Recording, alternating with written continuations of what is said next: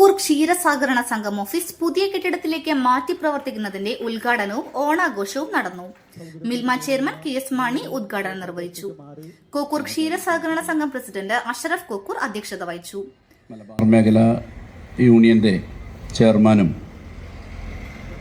മിൽമ ബോർഡിന്റെ ചെയർമാനും കൂടിയായിട്ടുള്ള പ്രിയങ്കരനായ KS മണി അവർകൾ, മലബാർ മേഖല യൂണിയൻ്റെ ഡയറക്ടർമാരായ Sunny, Suhail, Pattambi unit head Narayanankutty, supervisor Sreeja, പ്രിയപ്പെട്ട സഹകരണ സംഘം പ്രസിഡന്റുമാർ,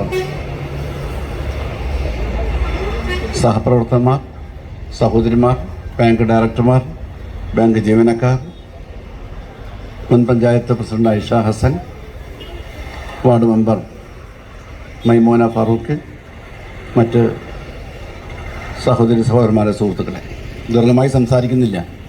11 മണിക്ക് നമ്മുടെ ഈ ചടങ്ങ് നടക്കണമെന്ന് പറഞ്ഞപ്പോൾ 12:30 മണി കഴിഞ്ഞു.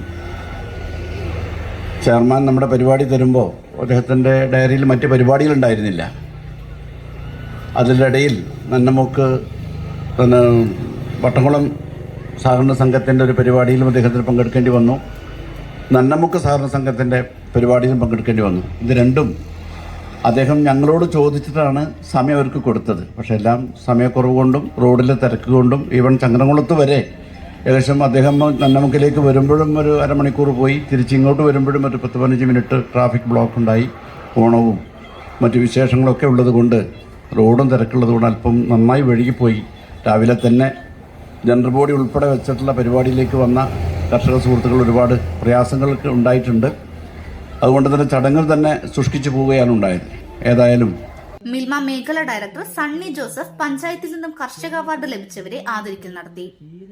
പട്ടാമ്പി യൂണിറ്റ് PI ഹെഡ് നാരായണൻകുട്ടിയും, പെരുമ്പടപ്പ ക്ഷീരവികസന ഓഫീസർ മുഹസിൻ മൊയ്തീൻ, മിൽമ മേഖല director Suhail, Pattambi unit PI supervisor Sheeja, Premkumar Kottepatta, VV Muhammad എന്നിവർ പ്രസംഗിച്ചു. ഹമീദ് കോക്കൂർ സ്വാഗതവും റഫീഖ് KV നന്ദിയും പറഞ്ഞു. CNTV കോക്കൂർ.